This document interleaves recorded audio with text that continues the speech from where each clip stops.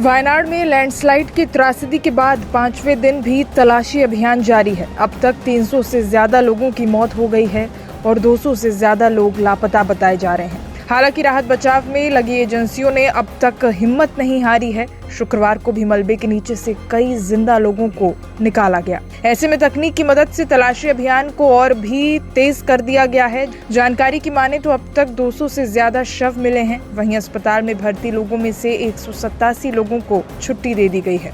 वायनाड के गांव में लैंडस्लाइड के बाद मलबे और नदी में तलाशी के लिए उन्नत उपकरणों और खोजी कुत्तों को इस्तेमाल किया जा रहा है।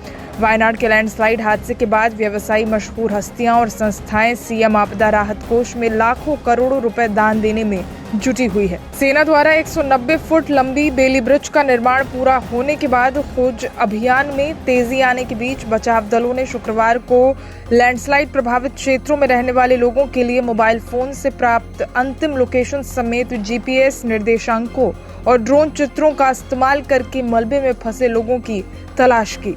वायनाड में राहत और बचाव में रडार वाले ड्रोन को भी उतारा गया है। यहाँ ड्रोन धरती से 120 मीटर की ऊंचाई पर उड़ता है और एक बार में 40 हेक्टेयर में सर्च कर लेता है। इसमें रडार सिस्टम का इस्तेमाल किया गया है। ये चारों ओर तरंगे भेजता है, जिनकी मदद से मलबे के नीचे दबे लोगों का पता लगाया जाता है। वायनाड के भूस्खलन प्रभावित गांव में उन्नत रडार प्रणाली के साथ खोज अभियान चला रहे बचाव कर्मियों को संभवतः किसी मानव या पशु द्वारा सांस लेने के संकेत मिलते हैं। अभियान में शामिल एक अधिकारी का कहना है कि बुरी तरह प्रभावित मुड़क्कई गांव में एक घर की तलाशी के दौरान रडार पर नीला सिग्नल प्राप्त हुआ। अधिकारी ने मीडिया से बातचीत में बताया कि किसी के लगातार सांस लेने के संकेत मिल रहे हैं। हालांकि शुक्रवार शाम को खोज अभियान समाप्त हो गया, क्योंकि बचाव कर्मियों ने निष्कर्ष निकाला कि मलबे के नीचे किसी व्यक्ति की मौजूदगी की संभावना अब नहीं है।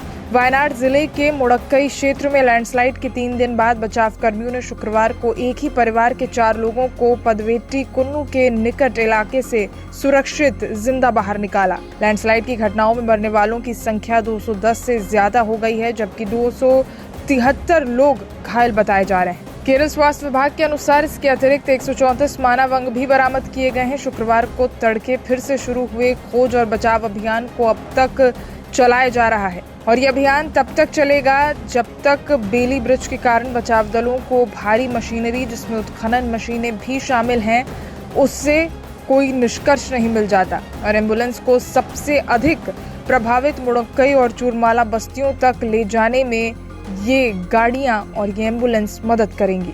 आधिकारिक सूत्रों के अनुसार जानमाल के नुकसान का अंदाजा तब लगेगा जब बचाव कर्मी भारी मशीनरों का उपयोग करके लंबे और लकड़ी के लट्ठों से ढके घरों को साफ करेंगे। केरल के लोक निर्माण मंत्री पीए मोहम्मद रियाज ने शाम को कहा कि अधिकारी दस्तावेजों, पर्यटकों के विवरण, आशा कार्यकर्ताओं से पूछताछ और राहत शिविरों और अस्पतालों में लोगों से बात करने के बाद जिला प्रशासन के रिकॉर्ड के अनुसार 218 लोग अब तक लापता हैं।